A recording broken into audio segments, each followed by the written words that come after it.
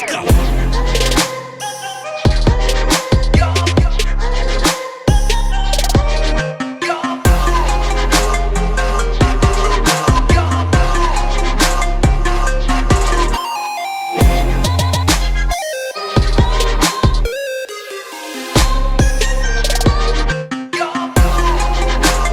Hey everyone, I am MSK, aka Master Swag King, coming at you guys today with another video. And if you guys are returning viewers or new viewers, then please consider subscribing to the channel if you have not already. Leave a like on this video if you enjoyed it and comment down below. Also, make sure you guys hit the notification bell. That way you guys can get notified on whenever I upload a brand new video or go live. And in today's video, we are going to be talking about Eric July's comic book company, the Rippaverse. So, the last Rippaverse video that I did, it was a collaboration with Renown00, and if you guys have not had a chance to go and watch that video, I highly recommend you guys go and do so because that video was an epic banger. But in this video, I will be going over several new Rippaverse comics announcements. So the first one will be on the Rippaverse Trinity Volume 1, which is going to be the Rippaverse's first omnibus. And then the next thing I will be going over in this video was the backlash that the Rippaverse detractors actually started doing, which was based around, so long story short, one of Eric July's employees got diagnosed with breast cancer, which is very, very, very bad.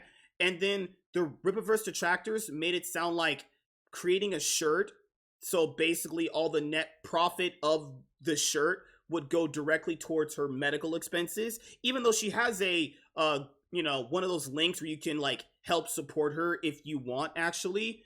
And then they made it out to be some big deal. And it's like, how is a company going out of their way to make a item to help out with one of their employees, medical expenses a bad thing? I don't know how this could ever really be a bad thing. But as you guys know, when it comes to Rippaverse detractors, they are utterly retarded.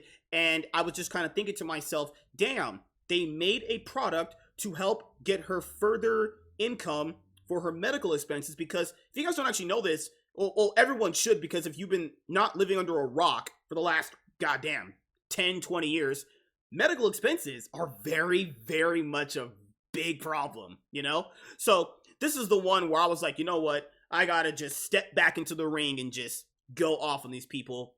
And in the final part of the video, I will be going over the RippaVeal's showcase. So Eric July said that basically this is going to be kind of like a PlayStation State of Play. So if you guys don't know what that is, basically what that is, PlayStation on their own YouTube channel will have a State of Play kind of thing where they just announce upcoming shit that will be coming out. So let's start with the Rippaverse Trinity Volume 1 trailer. Let's go over that.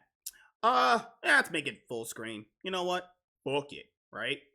In 2022, the Rippaverse launched with item number 1. It sure did.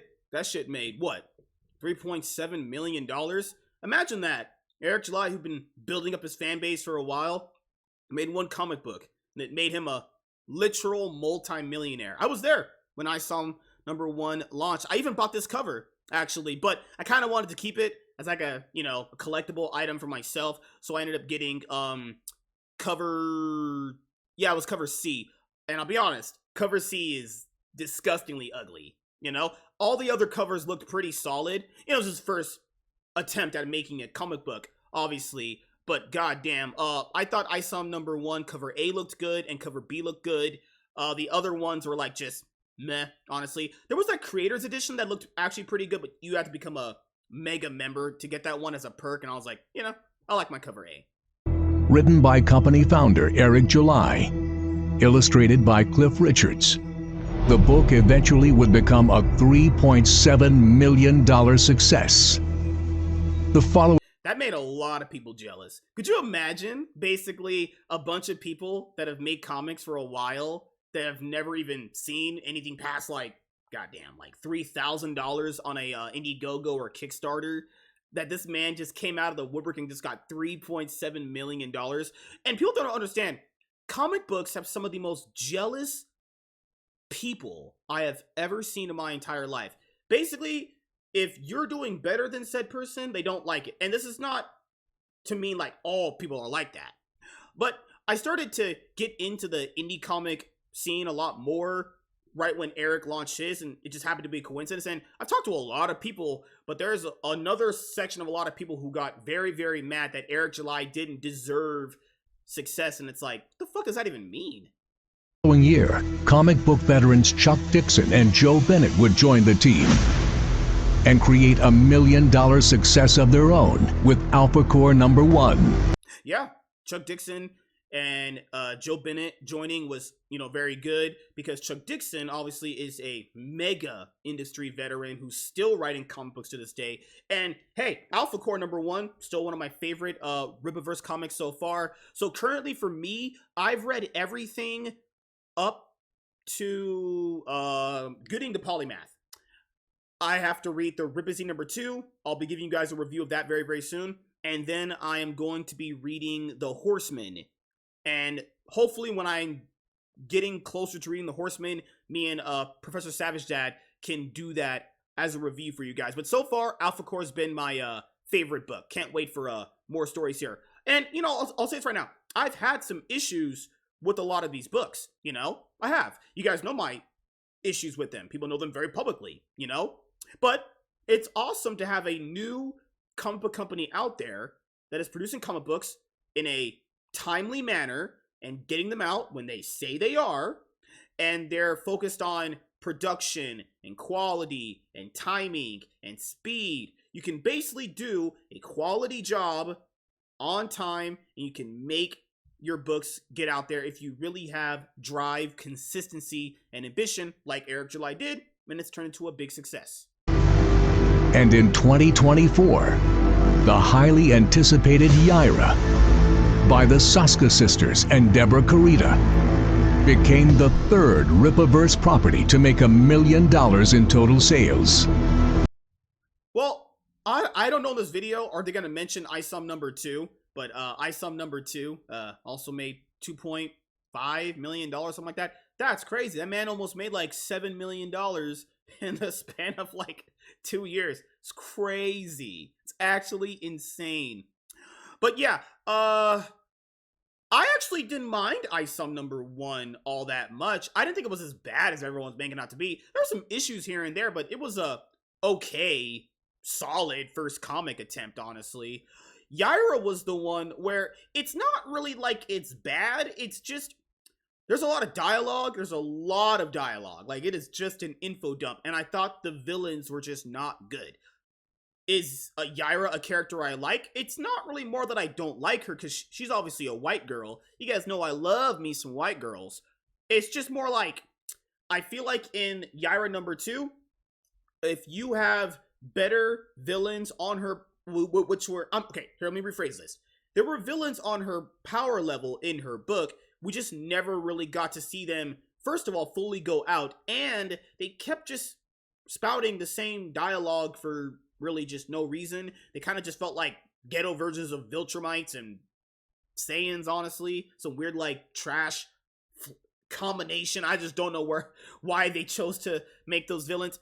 Yaira #2, I hope is way better. But I didn't hate the book, obviously. But if I were to rank them, it would be probably a little bit lower than a few other ones.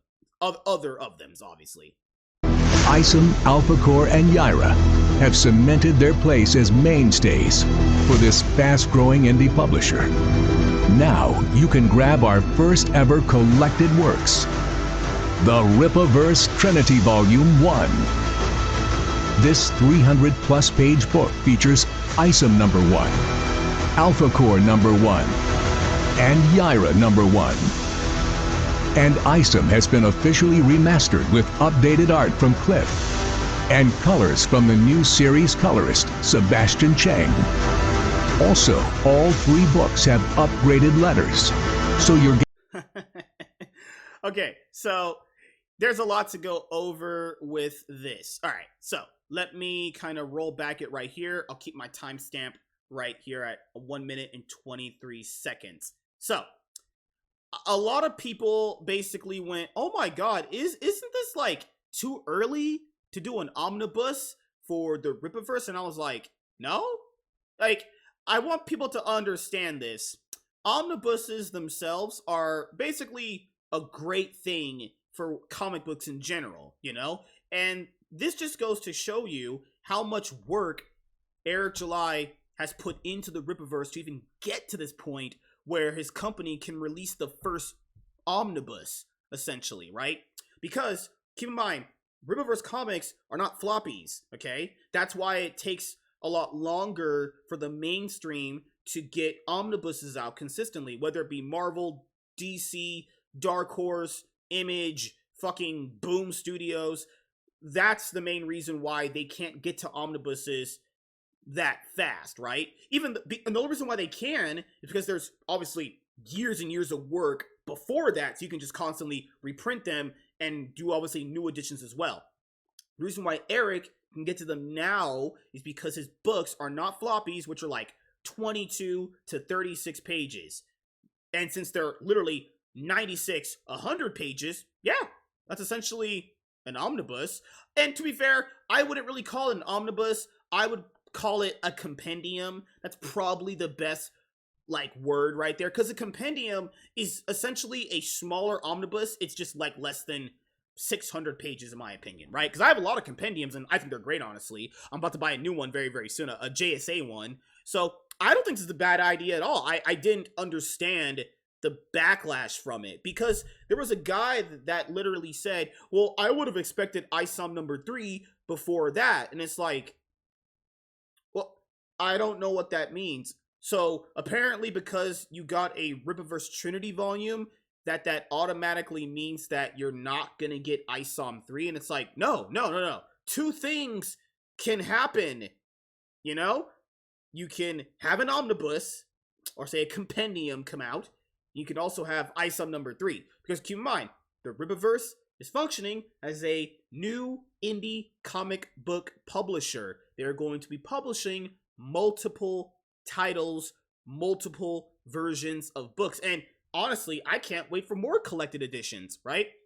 So I don't know why that was a thing. I think that's just like stupid. And people, I mean, I don't want to talk about that idiot, but the whole Dick Masters thing where he was like, why is he calling it a Trinity? Guys, I don't think DC owns the right to use the word Trinity. Why can't he call it a Trinity? I mean, is it because Alpha Core is the group? It's like, that's just so stupid. I don't even want to waste time explaining that to people, right? But no, I like the idea of a compendium for the Rippaverse. So basically, if you were on the fence about supporting any of the books, you could just basically just get them, you know, all at once in a big collected edition, which is fine in my opinion. Every major publisher does it. And they also reprint them. And then sometimes they don't. That's just kind of the way it goes. And then people got mad where it's like, oh, the hardcover is only going to be limited print. Yeah, there's actually a lot of omnibuses still out there that haven't been reprinted by Marvel and DC. People like, MSK, how would you know? It's only like it's only like I buy this stuff consistently and read comics, right? I'm fucking with you guys. But no, I'm being completely honest here. Omnibuses, some of them don't even have reprints at this point, from like ones that came out in like the year 2000, the 2000s, the early 2000s, right? So I know the hardcover one is limited. It's only 1,000 copies, while the softback is a little bit more printed. But he says when these are gone, they're gone. So if you can't buy these during the campaign, I imagine they're going to be selling on eBay. So if I really want this, I'll probably just go on eBay and buy it, honestly. I already have all the books anyway. Okay, so the other thing to go over is Eric Weathers was the letterer for most of the Rippaverse books up until the Rippazine number 1, I think, actually. Or did he? No, he didn't. Yeah, because he didn't letter Gooding the Polymath. Potential. Yeah, was it Cliff Richards that did fucking so much PI? Well, at some point, Cliff Richards is obviously sorry, Eric Weathers is not working for the Rippaverse anymore. It's probably because he has some ties to EVS, and you know, when EVS and Eric July were basically kind of having that feud, let's just say, Eric Weathers obviously picked to be on EVS's side because he was always an EVS guy. So if you don't see Eric Weathers lettering the books anymore, it's because, well, if anyone trash talks Daddy EVS while Eric Weathers obviously has to stick by his buddy. Let's just say that. And Gabe El-Tayeb was the colorist on ISO number 1 and ISO number 2, but he is focusing on working on his own comic book company, Big Man Comics. And then people made some big deal out to be for it, like, oh, well, this is just, you know, Eric July firing Gabe. And it's like, guys, I'm not even kidding you. I've met Gabe. I've met Gabe twice this year alone. And he is very, very hardworking on getting his comic books funded, if he has to do like crowdfunders or whatever, and getting them out on time. You know, he literally says he's too busy. Gabe is working on Dean Cain All-American Lawman Volume 2. I read Volume 1. I have it reviewed on my comic book channel. One of the best comic books of 2024. I love that book. Fucking chef's kiss banger. He's going to be working on like 5 other books as well, a sci-fi title in there. Yeah, this just kind of happens. He's just too busy. I don't know why people just made it sound like he was firing Gabe. That made no sense. He probably got rid of Eric Weathers because, you know, he's probably telling secrets to EVS on the side. But Gabe is busy, you know? So, and keep in mind, this happens in the mainstream all the time with collected editions or compendiums or omnibuses, right? Things that you couldn't do initially up front in any book could just be corrected and fixed in other books. You try to make the collected editions, omnibuses, or compendiums a better experience than the first time out for something. Because, you know, we're all humans and we make mistakes, you know? Getting more than just a mere reprint. Head over to Rippaverse.com and order the Rippaverse Trinity Volume 1. Available as both a trade paperback and hardcover. That's a big-ass trade paperback. So, probably put it on the level of a Epic collection, if you can kind of guess what that is for Marvel. Any comic guy knows what I'm talking about. You could probably chalk it up to like maybe a DC's finest book, actually. If it's going to be a DC's kind of finest book, that's going to look pretty good, honestly. But yeah, for me, I don't really have to back this. Not saying I don't want to, it's just I have the books already. I'll just get it on eBay if someone has it, if I really, really want it, honestly. But if you haven't got these yet, getting them right now, all in that format, is a great deal in my opinion.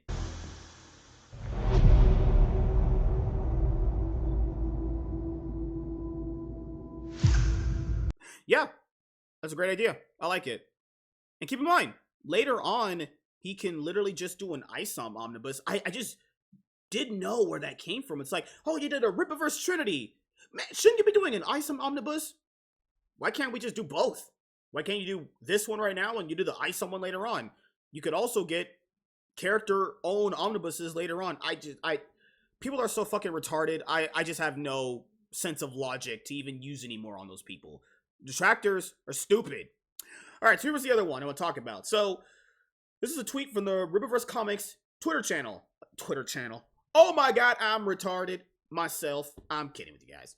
This is a tweet from the Rippaverse Comics Twitter account, which reads, "We're looking to help Jordan Crow in her fight against breast cancer with this meaningful design. The net profit from every sale goes directly towards Jordan's medical expenses, helping her focus on healing while spreading hope and strength. Pre-order now." Looks pretty cool. And then obviously Carolyn put the link right there. And then obviously, literally the first comment, literally the first one. This moron, I don't know who the hell this is. He says, "Why? Question mark. Just post the fucking link to her fundraiser or bank details." Yeah, okay, good fucking god, man. You do not post someone's bank details on a tweet. How about you don't do that? Because that's stupid. If anyone ever does that, you're retarded. And I can send her some money directly. He probably never did. He's probably broke as fuck. I'm so done with charity shit where people make some monies in the chain. So St. Jude's Hospital, the one that does the fund, the one that it's the charity that helps fund the it's the one for the kids, right? Yeah, that's the one. St. Jude's Hospital is the one that does like the funding for like the kids' cancer, right? They even sell merch too. So I hope you keep this same energy with St. Jude's Hospital. Oh wait, doesn't happen at all. Igor said, "You're more than welcome to donate. We're offering something people might want, and that will go towards Jordan's cure. But everyone can donate to her directly as well. The link is there. Thanks a lot." He said, "I have donated directly. My stepmom died of breast cancer, so I take this disease very seriously."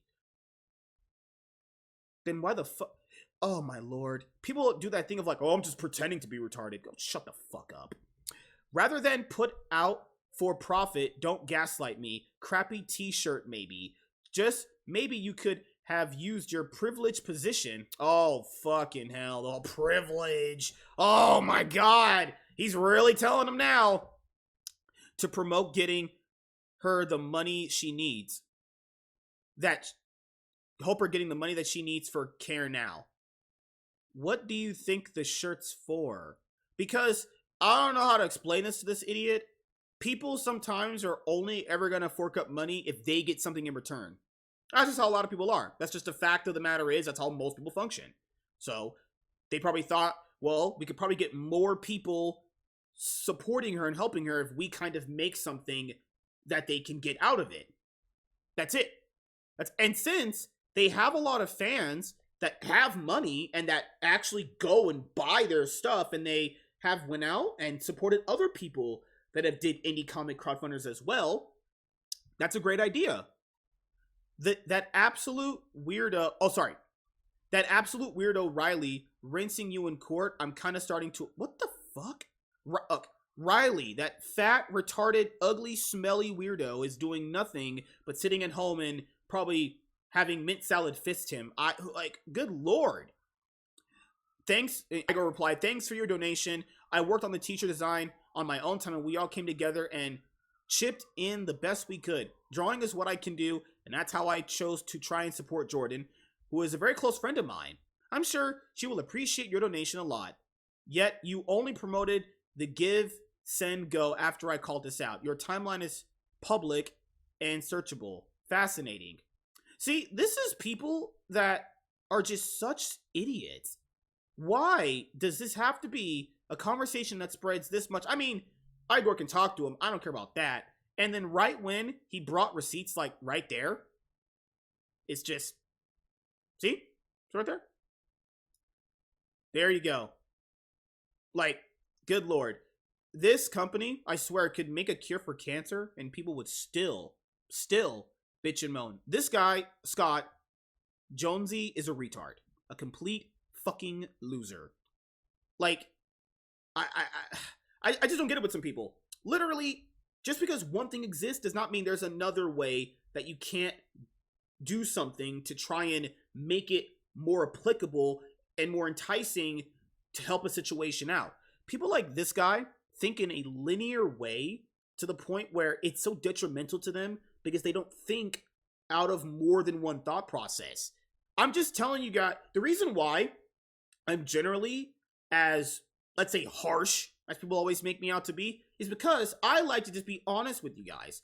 And I'm being honest here. Most people are only going to donate if they actually get something in return. That's just how it is. That's just, I'm sorry that I say the quiet part out loud. That's the kind of dude I am. And putting out the shirt is just going to help that. And first of all, this is a tweet about helping their coworker fight breast cancer. Why would this even need a discussion? It's like, oh my god, she has cancer. Pre-order the shirt or donate. Do it. It's awesome. Buy the shirt. Proceeds go to her, or fucking, just go to her. Go whatever the give and send one link she has. Go and support that. Like, look at this look at these other ones. Monetize your employee sickness is good business. What a blatant cash grab off of the suffering of one of your employees. Stop trying to profit from cancer. The charity scam to Electric Boogaloo. Yeah, I mean, Jim Stalla, who's an actual moron. Yeah, right there. Go and support her. GiveSendGo.com. Help Jordan fight cancer. And I do hope she actually beats cancer. Wouldn't want her, in more pain. So I hope she beats it, honestly. But that's just so stupid.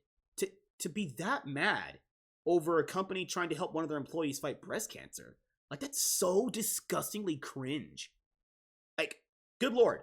Having success in comic books just makes other people who are broke and less successful, their brains explode and they just can't handle it. All right, so here's the big one. Here is the RippaVeal's showcase. So you guys are going to get my, well, I'll say live reaction. That's my reaction right here because I haven't seen this yet. He said it was going to be at 5 p.m. PST, so I'm just about an hour off from this actually being aired. So let's go.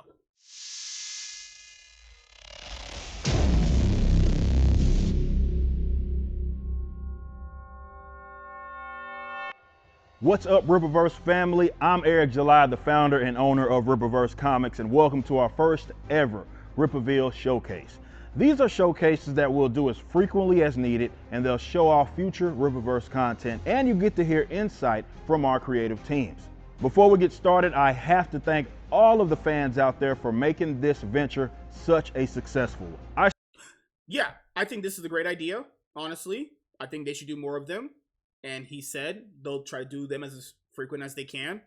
And keep in mind, Eric July, longtime comic book fan, wanted to finally make his own after mainstream kind of has been sniffing the crack pipe, obviously. And, you know, the one thing I will say before I continue on with this video is people said that the goal of the Rippaverse was to fight the woke Marvel and DC. Is like, that was never said. The goal of the company was to never take down Marvel and DC, because they can't do that. Yeah, sorry to be that guy, because I gotta always be that guy. They can't take down Marvel and DC. I mean, to be fair, they're doing a good job of that right now by themselves, and given their recent adventures, you know, they'll still be around, but they're definitely not in people's good graces. It's always gonna be a mixed bag of that anyway. But you guys understand what I'm saying, right? Anyone that says the company was designed to take down Marvel and DC is an idiot. You can't take them down. I literally shit you not. You can't do that unless they literally just self-imploded so hard on their own accords, you know? Man, people are stupid. But Eric July kept his promises. Books got fulfilled on time. More people were hired and brought on to make the books even better. And, you know, people still comb through these books insanely, actually, to the point where they don't even do this for any other floppy comic, a trade paperback, none. Only these books get combed through for every single era because, you know, people are just so fucking jealous. They just have to always find something out there to bitch about, right?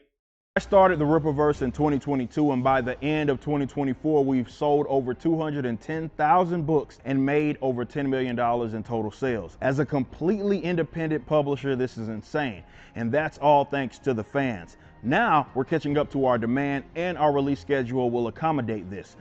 Yes, he actually put out a tweet on his Twitter account where he had said that the Rippaverse is probably going to be moving toward a model of having a book get put out every month, because the big problem with the Rippaverse initially was that books were coming out very, very slowly. And that made sense because they had just started putting out books, right? And they had to obviously get the production of it down, and like they would have to know, like, okay, how much can I print for a book and all that stuff, right? All that business stuff that you'd have to do when you run a freaking business in general, right? At least when it comes to comic books, right? So we'd only been getting like one book basically a year, and then like I started accelerating into different things like art books, and we got the Rippazine at some point, obviously. But if they want to be a, you know, comic book publisher that is going to be more in the conversation, they do have to put out more books, because if you put out one book and people do end up reading it, I'm not saying people don't read the books, it's just going to be forgotten about it. It's just what it is. This is a very, very, very competitive field, and there's a ton of books out there. So if you're not putting out basically kind of maybe more than one book a year, it gets very hard, right? You must be putting out like some real banger book, and you have to have such a good book to the point where people are going to wait for it. Or you can do what Eric's doing and be at the point where the fans have supported it so much, they just want more books now, and they can get more books because they invest into the company, and now we can make that a reality. You've decided that the Rippaverse is your go-to form of entertainment, and we should be producing as such. Now, previously, we released graphic novel-sized books with a lot of time in between releases. Pre-order windows now will be shortened whenever possible, and some books will not be a part of the collection format at all. And because we have a universe to flesh out, initially the books were often number ones and based on new characters. Now in 2025, that's going to be much different. Sure, we have some new characters and titles that we want to show off, but this upcoming year, you're going to see a lot of follow-ups to previous stories. Now, yeah, so ISOM number 3, Alpha Core number 2, Gyra number 2. Hopefully the Horseman, people said was really, really good, gets another book. I haven't read it yet, but at some point I will and review it for you guys. What else is there? Well, those are the big 3 right there, I would say. I don't know if Good Eating's going to get another book. I don't think it needs another book right now for his character. His character's just not that interesting, honestly, if you're asking me. Bloodruth number 1, I ordered that. So I don't know if that'll need a follow-up because, you know, I'll have to read that eventually to see if it's worth it. There's Nafrika, which were a cameo in ISOM number 1. We still haven't gotten nothing based around them yet. Hopefully it'll be revealed in this video if they're getting a ongoing series or at least a book to start out with, right? They haven't even got a book. The last time we saw Nafrika was basically in the ISOM number 2 animated trailer outside of that book appearance. What I also really enjoyed the company did was the animated trailers. The animated trailers for Alpha Core and the Horseman and ISOM number 2 were just bangers, obviously. So hopefully get more of those, you know? Oh, forgot. Maybe Salvage PI can get a one-shot to start out with, because that book, that 13-page story in Rippaverse number 1 was really good. I didn't read the one with Saoirse yet in Rippaverse number 2, so hopefully that's good, and I can get its own ongoing series. Zalen's getting one, so it's gonna go like in a cosmic direction. I asked him on his live stream, will we ever get a wizard character? I like wizard characters, they're kind of cool. Hopefully we get that eventually. You've met several characters. It's time that we continue with their adventures. That'll help this feel like a living and breathing universe. In order to get multiple issues out for multiple titles, we're going to shorten the page count of some issues. Now, they'll still be much bigger than the traditional floppies, but this will now lower the cost of entry while not having you wait so long between issues. It's going to be a very productive year, so we'll start with some things that you may already be aware of. So that means that you do not have to wait 4 years for a quality comic book. You know what I'm saying? Yeah, the whole big thing about, oh, it has to, you know, I'm waiting for quality. I'm gonna get a quality comic book. And it's like, I will say this right now. People wouldn't know a quality comic book if it literally slapped them in the face. You wouldn't. Average people don't, you know? If you get a book and you read it, either you like it or don't like it. It's just gonna be a subjective thing like that. But it shouldn't take 4 years to get a book done. You know? That's my opinion. Let's take another look at the Rippaverse Trinity. Okay, we just watched this, so we're just gonna fly through that really quickly. When does that end? Okay, there we go. Collected work, so I'm really excited for you to get the first volume of the Rippaverse Trinity. The remastered art of Cliff Richards looks great, and it's also our first ever oversized hardcover. It's up for pre-order right now, so go reserve your copy. But moving on, not too long ago, we announced our first cosmic hero, an original conception of both Chuck Dixon and Joe Bennett. It looks like many of you are very excited. Oh, okay, so doing the Zalen trailer, let me skip past that because I already did a video on that. Some of the art initially looked not that good, so obviously, hopefully, that'll be fixed come time for the book to get released. I will obviously be buying it, and obviously, Chuck Dixon writing it and Joe Bennett drawing it. Sounds like an epic banger right there. They've delivered essentially what people call the best comic books of the company so far, so anything they're working on is a automatic buy from me.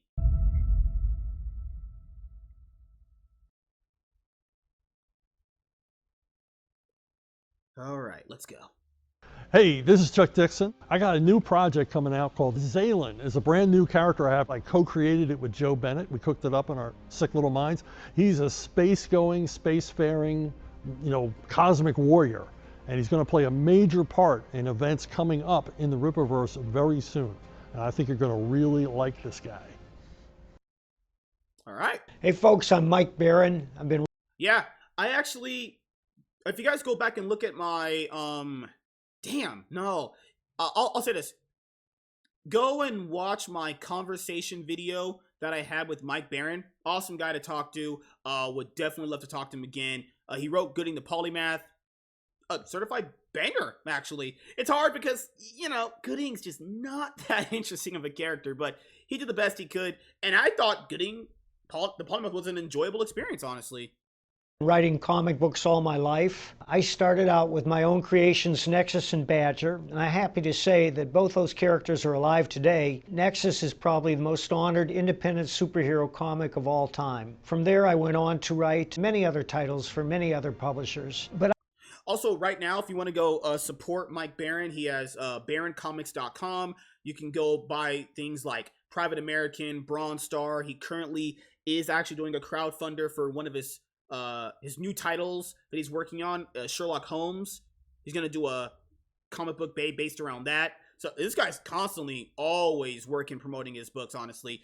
I actually ended up giving Bronze Star to a friend for his birthday. I have to rebuy it, honestly. So yeah, I have his books on my pull list to buy and can't wait to get them, honestly. But yeah, go and support this guy. Awesome guy right here.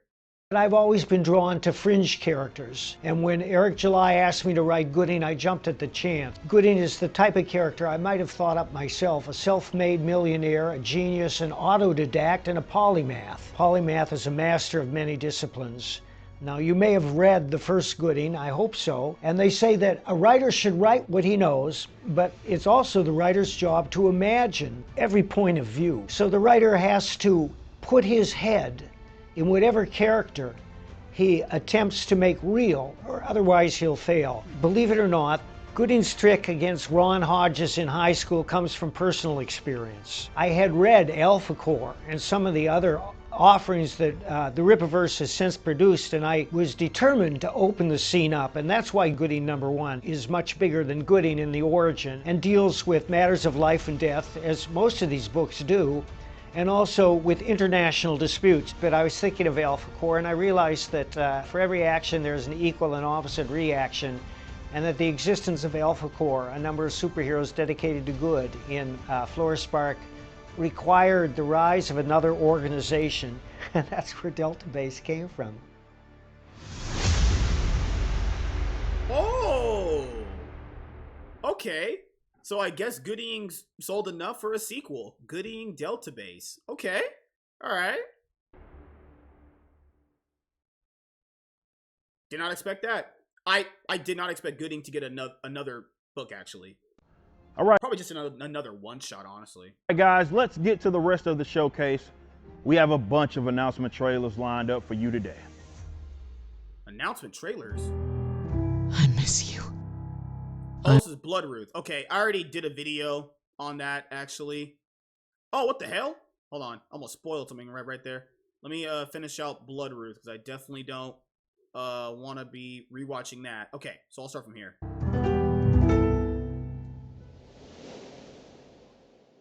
That's another cover. That has to be. Oh, what am I doing? Oh, I'm a crackhead. What am I doing? That's how you know this shit was live. He said more announcements. All right, let's go. Because it said Bloodruth #2. What the To fuck? me. My brothers, my mother. If only I could turn back the clock or find some magic to bring you back. Grandmother tells me I should not interfere with the nature of things, but she broke the rules with grandfather. This is a price I am willing to pay the coin for. There must be a way. She says it is forbidden magic. I wouldn't hope to accomplish this feat without having one of the world's greatest magicians to assist. Well, Nana, I just so happen to have one of those, and he owes me big time. Their souls are on the other side. Can I hope to traverse oblivion to be with them again? My family, what I wouldn't give for you to be beside me like you used to be.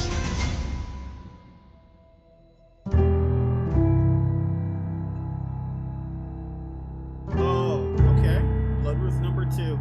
You know, for a character that I didn't really care for that much, you know, when she was revealed in I Saw #2, hopefully her first book outing is going to be a good one. Obviously, written by Jen and Sylvie Saska. They are the writers of Yaira and two lovely, beautiful, attractive white ladies. Now, I love the white ladies. Oh my goodness. I was like, what the fuck? I thought I was going to get I thought they were going to replay the other Bloodruth trailer, actually. But no, Bloodruth number 2 is... This actually sold so well. Like, if you look at how much money it's made on their website, oh my god. This did almost just as good as The Horseman, honestly. That's crazy. Okay. I mean, that's the thing is, if you put your money where if you guys essentially do what you've been doing so far, which is funding the books that you really, really like, and you keep putting more money in, you're going to keep getting more. And that's a good thing. You guys enjoy the books, so you get more. It's kind of how it works. And people say like, oh, the quality's not that good. It's not that good. It's like, well, it must be good to a lot of other people because they're definitely putting their money down. Just saying. All right, what's the next one? Also, I do apologize. I genuinely thought it was the other Bloodruth trailer because they played the other ones the first part of the video.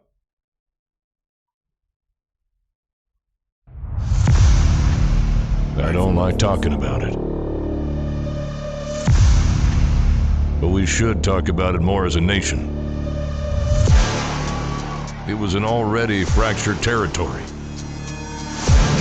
Texas today is not Texas of yesteryear. What seemed like a usual international conflict changed the lives of everybody, especially me.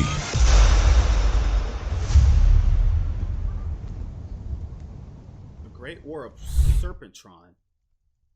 That looks so cool. Wait. Is this a Brian Solari backstory? It sounds like a Brian Solari backstory. I could be wrong. Limited series. The Great War of Serpentron? Okay. I mean, it looks good. I mean, I'll get it. Sign me up. I know I probably butchered that somewhere. Oh my goodness, I'm gonna get so much shit for that probably.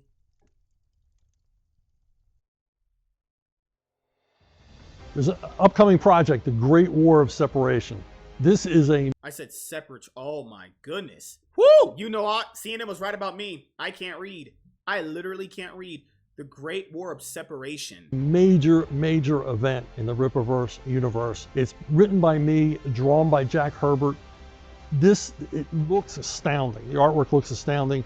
But the thing you need to know as a Rippaverse fan is the story takes place decades ago and explains how Texas became an independent state from the rest of the United States and how a lot of the characters that you already love in these stories came to be.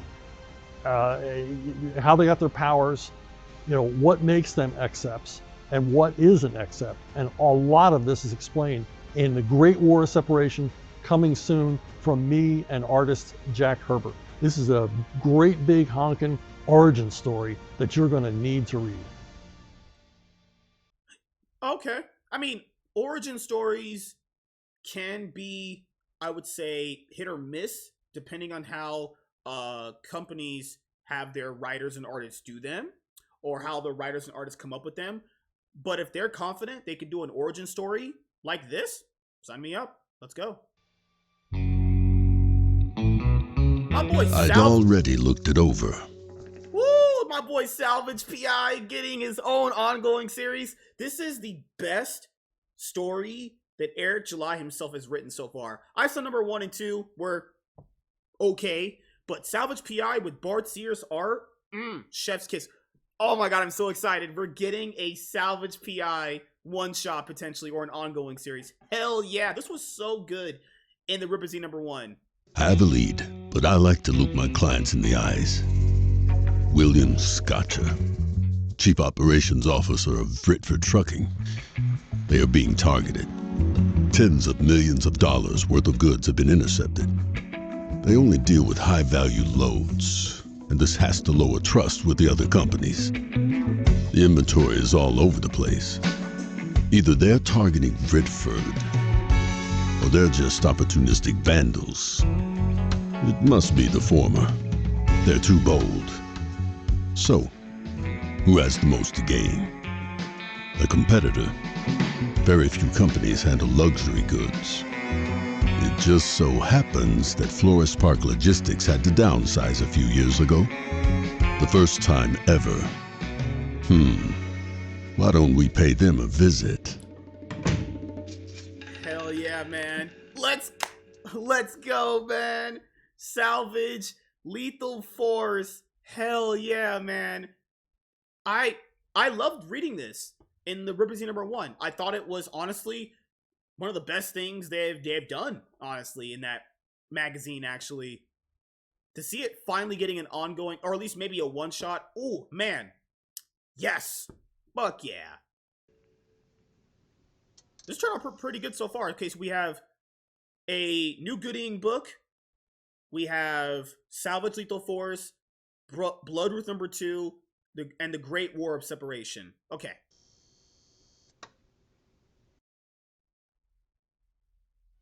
Man, issue number 1 of the Rippazine was something else because we didn't know how well the Rippazines were going to do. It was one of those things that we wanted to find a place to really test the market out for some characters instead of committing to these long form books.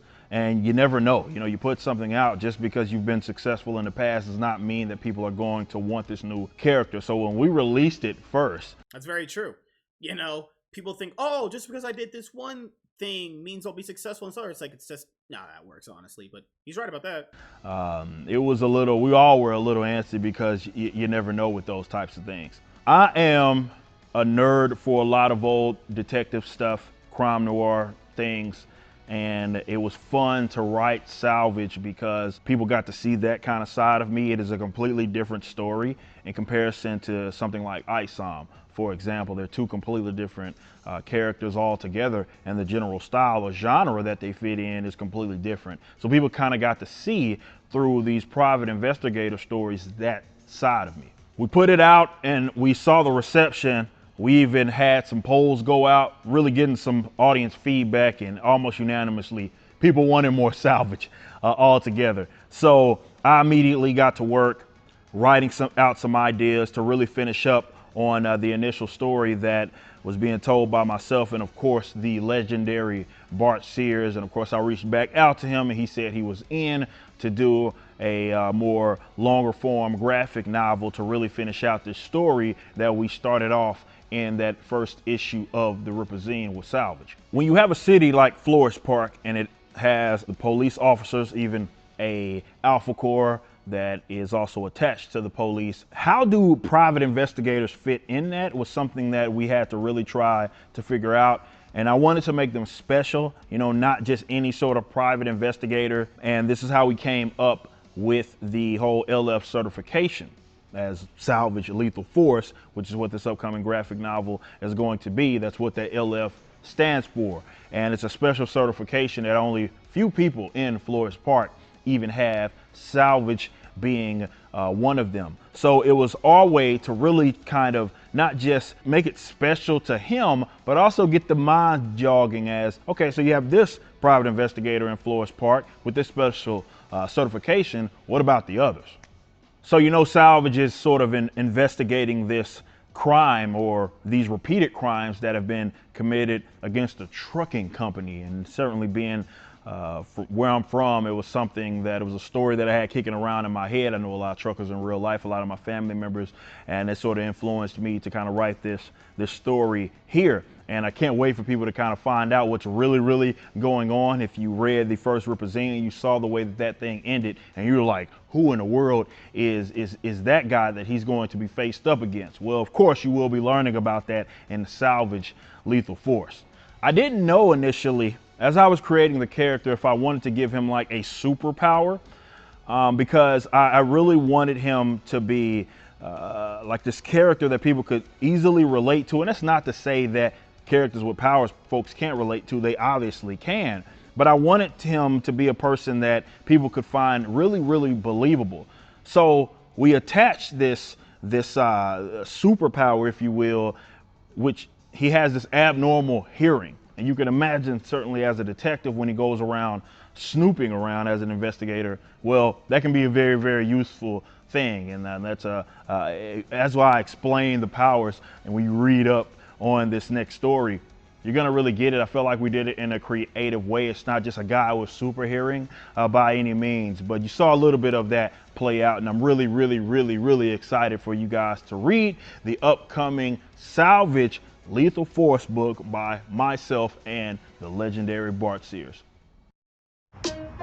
Oh, I can't wait. Sign me up. They should probably put that book out first, you know? This just my opinion, you know? Not so hot. This is oh my god, ads. I hate them. Sorry about that. Sorry about that, guys. I know ads suck. I don't know why I hit play right there. Hey, man, more Salvage. That's all I want. Another nightmare. Every night I'm forced to watch my family die.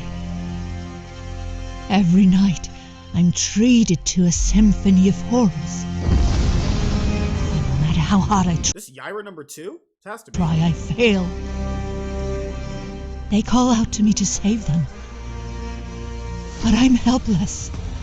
Okay, I will say this. At least they have a different... Okay, I will say this. That live action Yaira trailer they did wasn't that good. It was horrible, in my opinion. It was a cool first attempt for something like that, but didn't really come out that good. The lady that they had play Yaira, I couldn't understand her at all. I couldn't. So at least with the voice actor this time around, it's a lot more easier to understand what Yaira's saying, though. Just my opinion. Ever since I executed you, old friend, you've sent me ethereal messages that the mighty black sorcerer cannot be so easily defeated. Is this some spell you cast before I delivered your death blow? Could you have somehow survived and patiently wait till I'm at my weakest to strike? Until you have succeeded in driving me insane. Could there be truth to my visions? Are you all still alive somewhere, lurking in the darkness? Man, gotta love me some white girl with a big set of titties.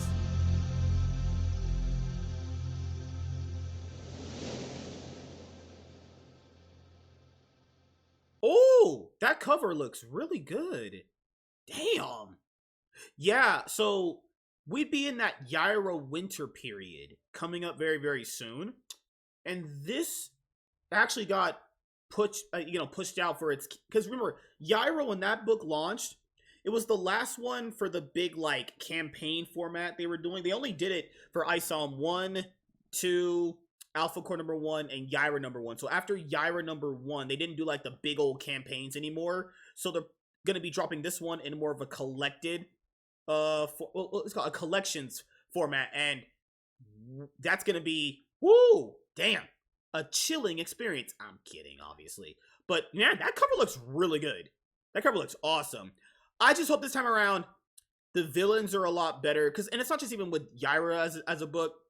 The villains for like a lot of the other books, pretty much outside of like Gooding and ISA number 1, the villains have been pretty bad. So I hope the villains get a whole lot better with more Rippaverse comic books coming out, you know, and other things they need to work on as well. But I loved it. It looked awesome. It's awesome. Hell yeah. Sign me up. White girl, big boobies. You'll always get my money. Hi, I'm Sylvia. And I'm Jen. Hi. And we are the lore masters, editors, and writers at the Rippaverse. We are also horror directors and the Twisted Twins. Since we already spoiled it, we are writing Yaira 2. Yaira 2 is happening. Thank you for the success of Yaira 1. Thank you very much. And what happens to Yaira in Yaira 2? Well, she got in a little bit of a mess in the first Yaira, and there are going to be repercussions. Yeah, since continuity is kind of a big deal in our universe, anything that Yaira messed up, she's gonna have to clean up in number 2. And if you thought we were rough on Yaira in Yaira 1, wait for Yaira 2. We do not go easy on the Ice Queen this time. Yaira has all new villains. Yeah. She has some new allies. And let's just say we saw some requests online for what you guys wanted her wearing, and Deborah Carita was more than happy to oblige. Yeah, she should be wearing a a bikini for a cover, actually, you know? Maybe a snow bunny outfit. Whoa, they're gonna do a Nofrica book. Finally. Holy shit. We must assess the situation. Alerting the others is not required. I would not suggest such a thing, as it would send this realm into chaos. I do suppose if they are here, our run will assist us in nailing down their exact whereabouts. It has been a very long time since we've had a reason to get involved in the affairs of Earth. If it is time, they will soon find out. Our lyrics are not make-believe! Yeah. Nofrica book, finally. Holy shit. That cover looks pretty good. The cover looks great, man. Hell yeah, dude. Fuck yeah. Eric's writing this one. Okay. All right. It took, it's all gonna take them basically 23, 4, yeah, it's only gonna take about, 2 years to finally get their own ongoing series. And this is gonna be a #1. Okay, so that's gonna be and let's say limited series too, so we'll see where it goes.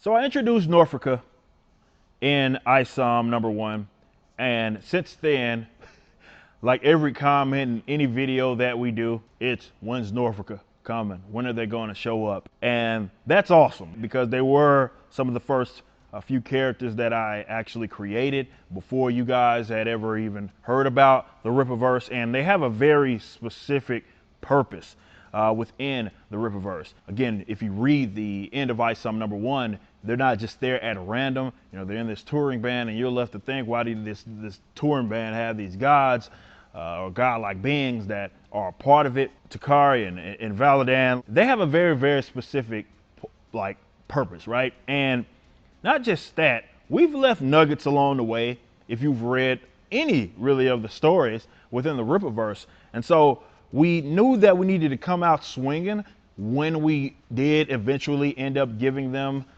either in a limited series or this sort of ongoing, because again, like I said, they do have a specific purpose. They just weren't random characters that we threw in. We have certain elements of the story that we're telling that they absolutely need to fulfill, but the demand is there, so we got to kind of keep things going. It's no secret that I'm a metal guy. I'm in a metal band, been in several others before, backwards the one that I am in right now. So this is obviously something that's near and dear to me.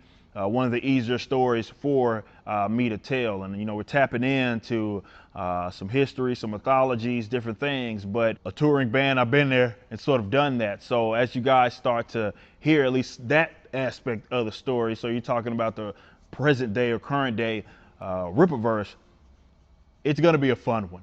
Because there's some lessons that I've learned along the way, some experience, things that I've seen with my own eyes that we're gonna be able to entertain and really bring to you if you have not ever been in a metal band or a touring band or anything like that. But yeah, because we left those little nuggets in some of the previous stories that we've told within the Rippaverse and even some of the ones in the future, there's gonna be a massive payoff. Now, I can't tell you guys what exactly that's gonna be, but just know that Nofrica plays a very vital role within our universe. I first started working with Ronaldson, who will be the artist for Nofrica Glorious Death, this limited series, with like Horsemen, and there's some other covers that he's done along the way. And guy is one heck of an artist. And look at that piece right there. Holy shit. That looks awesome. Hey man, the company keeps doing as good as they have. They can get a lot of these talented artists that, are not going to be hired by the mainstream, let's just say. As soon as I got to working with them, I was like, man, we got to get you on some sequential work. And he was hungry for that. That's what he wanted. And I can't wait for people to see him be able to tell some of these stories as well, because, they're taking place in different areas. Let's just say that. And because they're taking place in these different areas, you needed someone that could really, is really detailed with their backgrounds, things of that nature. And he really, really, really does a very phenomenal job at that. So yeah, there's lots and lots of stories to tell with Norfolka, and finally, we get to tell some of those stories in Norfolka, Glorious Death by myself and Ronaldson. Can't wait for you guys to read it this upcoming year, 2025. I guess I was mispronouncing it. Norfolka. I always called it Norfolka. I'm just illiterate. All right, Norfolka it is. Guys, I got news. I'm finally leaving Sylvia. Oh, I did not expect that. Okay, all right. Man, both of them are pretty good looking. Oh my god. What's this one? The second one. God. This is Jen? No. This is Sylvie. The one right here is Sylvie. If you guys can't see my fucking screen. That's Sylvie. Man, it's looking pretty good. Just saying, you know? Love me some older white ladies. I'm kidding. I'm fucking kidding. That was... Whoo! Let's go. Hot bangers. Ready right there. No, it's happened. It's overdue, honestly. We're going our own ways. It's true. We had a lot of you guys ask, who wrote more in Yaira? Who wrote which part? And we're like, well, I guess the audience doesn't really know our writing style. Well, obviously, the good parts of Yaira that you liked, I wrote.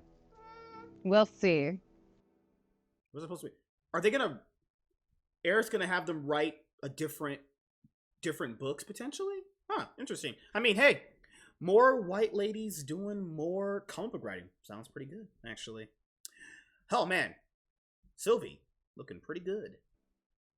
You can feel when something bad is about to happen. People swear these things appear out of thin air, but there are always signs, if you know where to look. I often see what others miss, things most are never meant to see. So is the nature of my curse. I love pain. It makes me stronger. This is the girl from Alpha Core number 1. She was basically the main villain of that story. I wish she was the main villain, not that other fucking loser. So one of the Sostia sisters is gonna write this one. Or they're gonna write it both, I don't know. The worse the pain, the greater the suffering, the stronger I become. Whereas others live their lives avoiding pain and suffering at all costs, I turn to it. I welcome strength, no matter what the cost. Every ending is also a beginning. From death comes a new life. Before Michael Copper, before Flores Park, I rose to power. A power that was my birthright. It is... Okay, this sounds kind of interesting. Okay, I'm digging this. It's not my fault. Sometimes bad things happen around me, and I do not know why. But sometimes very bad things happen. I wish I could control it, but I can't. I just know when something bad is about to happen. And I've got that feeling again. Something bad is about to happen. Very bad. Because wouldn't she be kind of functioning like, what's the main villain of Ice Number 1? It was Darren? Yeah. Darren. Oh, Fontano? Or what his name was? Yeah. The villain from the first book, I think, is the best one they've ever had so far, which is crazy because that was Eric July's first company he wrote. He wrote the best villain of his universe so far. So I think she's just a different version of him. All I need to Except she actually has powers. do is give it one little Oh, Darren Fontano. push. I am Lillian Ronashi. Welcome to my world. What is this? Is that called The Curse? The Curse. Okay. Probably gonna be another, like, horror thriller book or some shit. Alright. You got... It looks cool. Wow! Awesome! That looks good! That cover looks really good. I don't know who did the art for that. That cover looks great. Oh, Jen's doing it. Jen's the one, Jen was the one on the left, actually. Okay.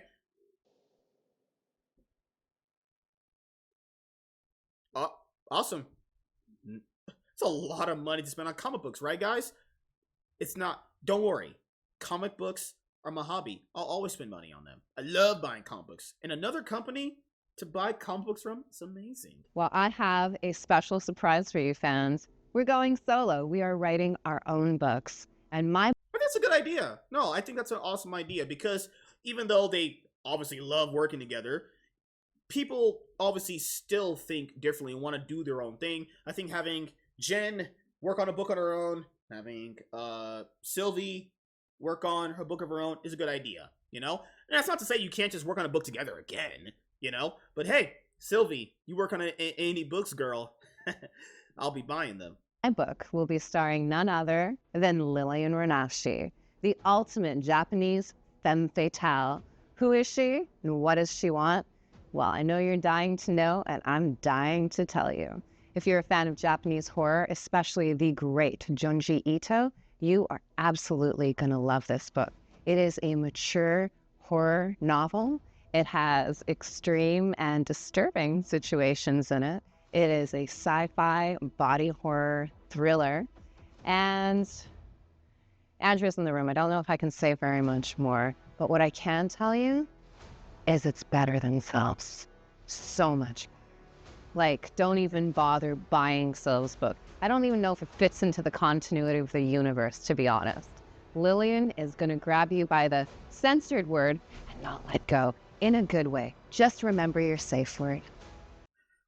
If a girl grabs you by the balls, she'll probably be getting on her knees very soon for trying to give you some knowledge. Good lord. Good lord. Alright, so what's Sylvie's book? Oh, be honest. We all have things in life that we want. Things that we desire. You only get one life. Why deny yourself pleasure? It could all be gone in an instant. Your life snuffed out. And where did all that self-sacrifice land you? We all die, but so few truly live. I can see what you want. I know how far you're willing to go to make it happen. I can make it happen for you. I can make your wildest dreams come true. Hell, I can even make you a star, if you're willing to do the work. Why not guarantee your success with a deal with me? I have a very exclusive club, you might say, and growing numbers every day. You'd be amazed by who is one part of us. You should join us. Why don't we make a deal? I have a contract right here. You'll be very glad that you did. This is going to change your life. And after I'm done with you, nothing will ever be the same again. Welcome to the Black Eye Club.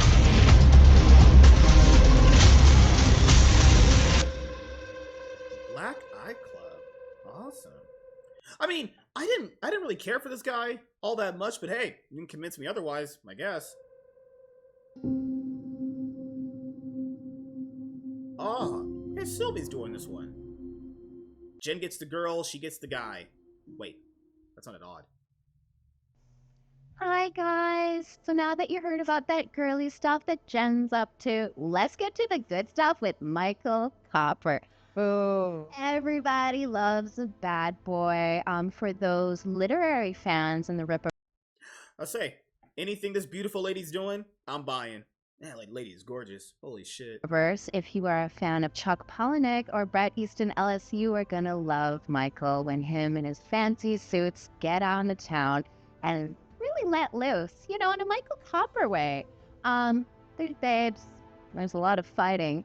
There might be even a little, dirtiness from Hollywood. Not that I would have seen any of that and put it in the script. Wow. Okay. Man, got some casting couches going on in that book. And, buy a couple of gems, just for niceness, but buy like 2 of Michael's. But don't. Oh, I will. I'll say this right now. Anything this beautiful lady's doing, I'm buying more of. Just saying. Hell yeah. Don't buy any of those. Just buy Lillian. You don't need Michael. You don't need him, honestly. Okay, so we're kind of competitive. Don't buy her book, buy my book. But y'all read Alpha Core, right? Michael Copper is useless. Lillian Renashi, she gets poo-poo done. He was holding back. You read Michael Copper. No. I gotta agree with the sister. Nah, Lillian ran that book. that guy that Sylvie's not, yeah, the guy that Sylvie is gonna write for, she has the harder time because that character is been pretty meh. Like it's been pretty meh, honestly, and not good at all. Lillian's the better character so far, so I think Sylvie has the harder time because that character that she's writing for is pretty much just useless so far. But hey, anything that beautiful white lady is doing, I'm buying. And you're like, whoa, this boy. Whoa. That's what I said. Whoa, right? I saw Jen reading and she was like, whoa. And then I was like, not. She was crying. She's like, I wish I wrote better comic books. I did not. That's exactly what she did. She was like, for like an hour, and I was like, Jen, it's okay. That never happened. Your comic's all right. I think she's remembering when she was crying because Lillian was so good. Oh, it's so adorable. But I'm choosing Sylvie. Ahora, chicas. Vámonos. Arriba. I guess my Tex-Mex old boy Spanglish got through to them. Or maybe they were just running from the crazy dude in the mask. Horseman 2. Probably a couple million in fentanyl here. Anyway, it won't be going to Flores Park.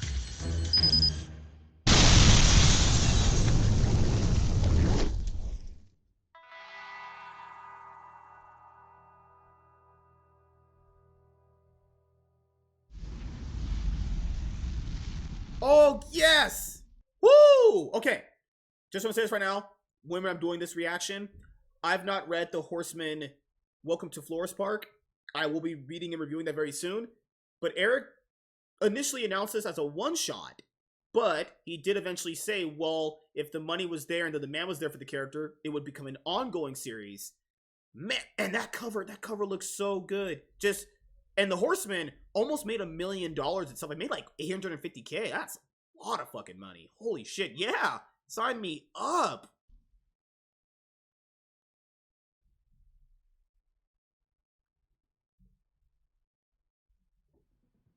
Hey, thanks to your enthusiastic reactions of The Horseman, we're already working on Horseman #1. The script, and Joe started on the pages. Stuff looks fantastic. I think you're going to have a lot of surprises in store. You may think you know what The Horseman's about, but you really don't. And you're going to find out more and more about The Horseman and his world. Hell yeah. Sign me up. Anything that guy does, I'd be reading. What's this? I'm not fond of Parlay and his gang. The Saoirse. A Saoirse limited series, or it's going to be an ongoing series? No, probably a one-shot for Saoirse. She's the Rippaverse #2 15-page story character they chose to do that time around. But his information is useful. I assume that he'll become a problem eventually, but he's not the big threat. The recent moves have little to do with Parlay's gang. Mondo Mation is playing the long game. Parlay's territory has the largest school district in Flores Park. They're not looking for war. These scumbags want recruits. Young, naive boys and girls. I'm not under any delusions. I can't bring down an entire gang by myself. I'm just saying, a white lady with boobs like that can bring her anybody. Just pointing out there. Anybody is succumbing to a white lady with boobs of that size. Myself. But a little push here, and a little shove there. Perhaps I can at least make something shake. Turmoil can be good business, but the little ones deserve a shot. They prey on them to secure a future. Yesterday's youth are tomorrow's adults. I've got to find a way to disrupt this.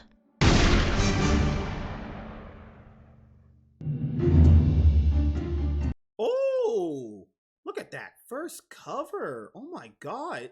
This is going to be an ongoing series. Okay.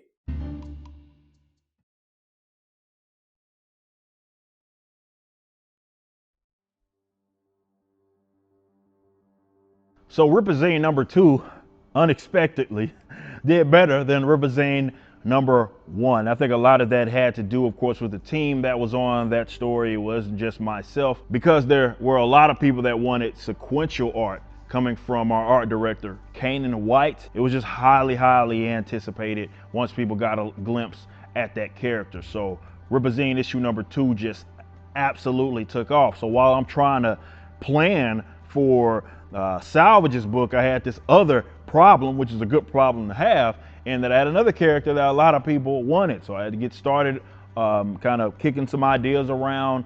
Now, I had most of the story already written as far as the layout, but now we're starting to do something in a different format, of course, than what we're doing with Salvage, because Salvage will be just more or less just a traditional sort of graphic novel. This is going to be an ongoing series with Saoirse number 1. Now, as you've probably heard me already talk about, I nerd out about the detective stuff, but all detectives aren't equal.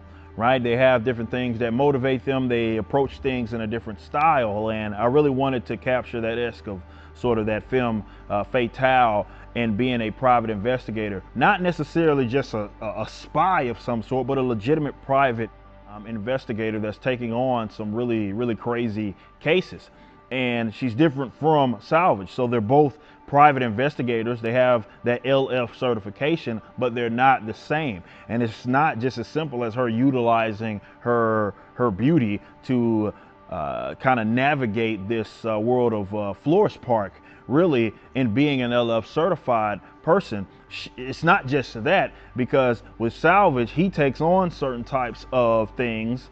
And if you've read the book, you know with Rippaverse issue number 2, he doesn't just take on any sort of gig. There's special types of gigs that he has to deal with.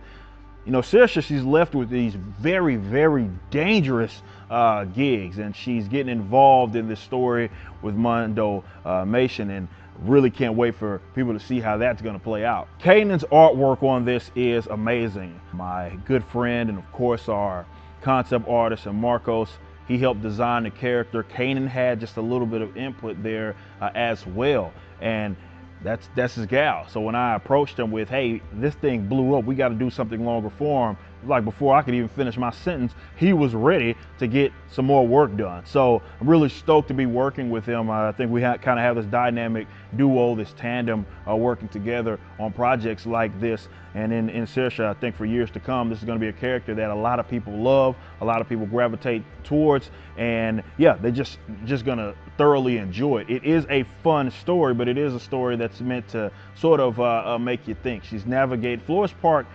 Yes, an affluent city, but there's different sides of it. You got the Upper East that we've talked about, Upper West. Florist Park is a big city state. So there's a lot of things that we get to entertain in that sort of underground and the underworld, and what she's operating. It's such a fun thing to do, fun story to tell. And of course, Kanan just has a way of really adapting the story and capturing the essence of who I wanted Saoirse to be. She's operating that ass. Okay, it's a bad joke. And I just can't wait for you guys to read this ongoing series, starting, of course, with Saoirse number 1, which will be dropping in 2025. You know, the word empire is used very loosely. People just associate it with wealth and power. Darian? Kidding? A book? That's pretty spicy, honestly. What exactly is it? At what point does an enterprise become an empire? An empire is a state of existence. That's because it isn't about mere wealth and power. It's about control and... He is the best villain of the Rippaverse so far. Loved his character in the first Ice Sun book, actually. respect. It never stops being built. But you know when it begins to crumble. My history with them gives us a bit of an advantage, doesn't it? I'm sending a memo with all the details of this man, and what I expect from you all. You'll immediately realize certain things ain't off limits. Or this is Ice Sun 3. This is Ice Sun 3. Right? I could be wrong. Oh! Wow. I thought it was going to be a series based around Darian Fontano, and then it kind of led into ISOM number 3. We're going to get that Ill-Advised arc, part 3. Yeah, because it went from basically a story where it's kind of like a street level story to it goes into more of like the cosmic elements in ISO number 2. It's not like both books were essentially bad. It was just a very jarring experience going from street level. We got a Lex Luthor type of character. Then we got basically the Devilings, and then we got like Bloodruth and Gooding, and then we got that giant big demon monster at the end of ISO number 2. And there's a lot of threads still from the first book that definitely, need to be kind of not worked on, and it's kind of like more of I would say this, a fleshing out of how powerful Isom really is. What are his powers exactly? Because I think people would be able to see who the character really is based off of how strong he may actually be. Because it looks like he just has super strength, honestly, which is fine. But if we can kind of get down of like, okay, that's his power, let's see how strong he really is, and kind of finish out this ill-advised arc in a strong, ending, then we can kind of understand why people could like Isom more. Because he's not my favorite character of the Rippaverse so far. I like other characters more, but maybe this third book will finally get me around to liking the character. I don't know yet. We'll see how it goes. Because people have been asking for an Isom number 3 for a while, and the last Isom book that dropped was in 2023, I think. So it's been a minute since we got an Isom book, actually. So yeah, this will probably come out. I would predict this comes out in the same month that Isom number 1 came out in July.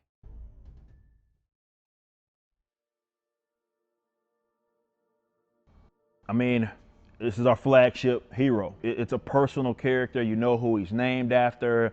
Again, it being the first character that really had this responsibility for putting over these other characters as well that you guys have come to love. There's been a massive demand for Isom, and Isom number 3 is really, really special. If you read Isom 1 and 2, there's a lot going on. A lot that's hanging above Avery's head. He has this Darren Fontano situation to worry about. He helped rescue Sam, who has his own things going on with Bloodruth. And it's just so many different avenues and paths. And now we get to bring everything together in this final issue of yeah, because the thing with Isom in number 1 and Isom number 2 is there was a lot of because the first book had to basically be the first starting point of the entire company, right? You had several things going on, but it managed to do it in a very nice, confined way. Then in Isom number 2, it built off of some of the things in Isom number 1. The other big criticism that I have for Isom number 2 is the whole backstory thing about why he quit. I think that, in my opinion, should have got a lot more attention. It's not the direction that they chose was bad. I just thought, okay, this should have probably got more attention, honestly. So maybe probably see more Chadra in Isom number 3 as well. This arc, the first ever arc for Isom, with this ill-advised arc with Isom number 3, and I just cannot wait for people to read it. Darren Fontano is an interesting case, right? He's not just some crime lord in this big city. He has a connection to Avery in terms of his past, so that gives him an advantage like no other. And because he's having to deal with the dynamic of maintaining that status that he has, and Isom sort of threatened it, he's got to deal with that, and he recognizes that he absolutely has to address that. However, there's a lot that both don't know about the other, which is going to make for some really interesting stories that we're going to be telling in this massive book in Isom number 3. Cliff Richards being the first artist that people got to see as far as his interior work. He's taking it up to another level, and that was something that he really wanted to do. We had the help of our art director and Kanan White that kind of came along after the fact and really wanted to elevate. That was his goal, to really elevate every artist that we have here. Yeah, that's the other thing I was going to criticize for the first 2 Isom books. I'm not saying, like, the art itself was pretty alright, okay, to say the least. And a lot of people were like, oh, you got a fire cliff, 3D assets and shit. And it's like, good Lord, people can improve. It feels like people's improvement is so linear in other people's minds, where if you're only good at that and you're only able to do that, then that's all they think of you, right? But no, if Cliff Richards really has improved from when we saw him on ISOM #1 and ISOM #2, I would love to see how his artwork turns out and got better in ISOM #3.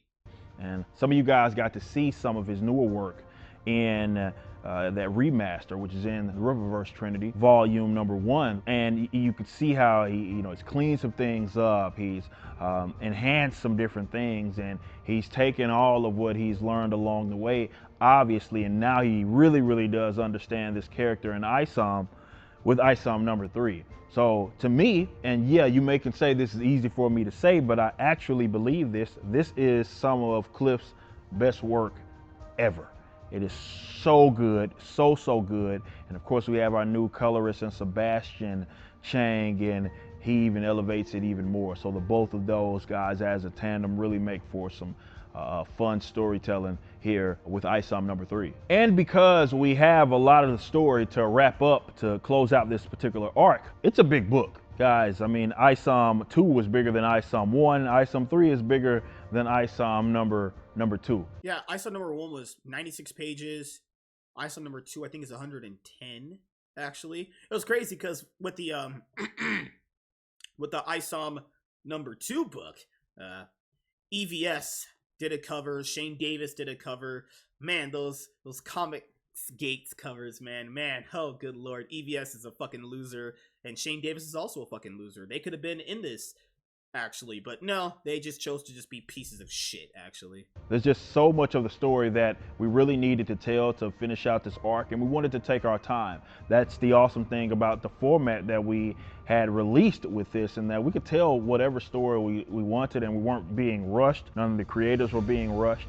And while I do know, and I'm very aware of that demand where so many people like, look, man, where is the next ISOM? I'm waiting for it. Trust me, it's going to be well worth the wait. You're going to get Yeah, because there's a lot of story they have to basically flesh out in this book. Or as far as like ISOM, Power Set, Darian Fontano, that rivalry. You have the whole thing with the Devilings, the situation with his friend where he got him out of that demon world, essentially.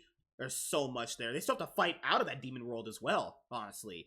Then you have the situation with his sister, and then Darian himself. He essentially put out a hit on ISOM, actually, to all the other criminals around in that area. Oh, it's a lot of story to wrap up there, but hopefully they can do a good job.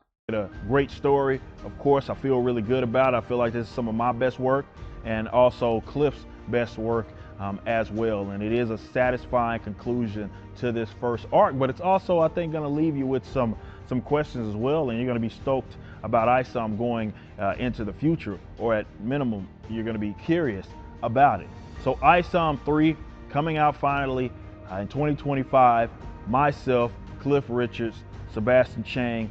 Man, I know you guys are going to love this story just as much as I love creating them for you all, and that support that you guys gave it and have given ISOM, this brand new fresh character. He's only 2 years in, and you supported him the way that you have. It means a lot to me. It means a lot to all of us in the Rippaverse, and that's why we wanted to write the absolute best story that we could with ISOM #3.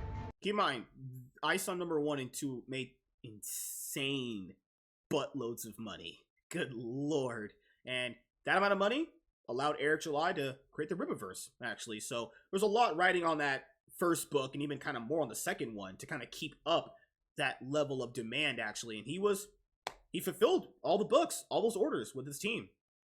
Good. You know, don't need to be waiting 4 years for books. That's stupid. Wilkins. Oh, we're getting off of core #2. That's awesome. Hell yeah. The entire time you were one of us. You did what many of us refused to do. Your courage, your sacrifice will not go unavenged. I wish we had more time to mourn. But the city-state is on our ass. With the Eagle's Nest crashing, our enemies predictably pounced on the opportunity. Now, even the civilians of the city-state are questioning our existence. We're in trouble.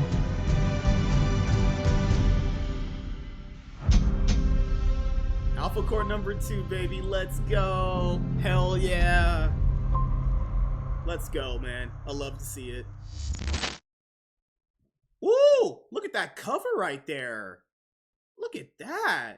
Man, Brian Solari, best character of the Rippaverse so far. That's before I read The Horseman to see how that is.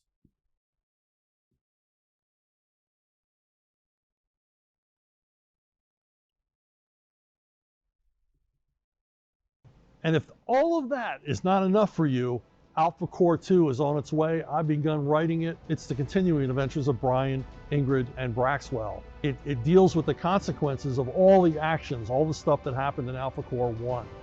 And the destruction of the city.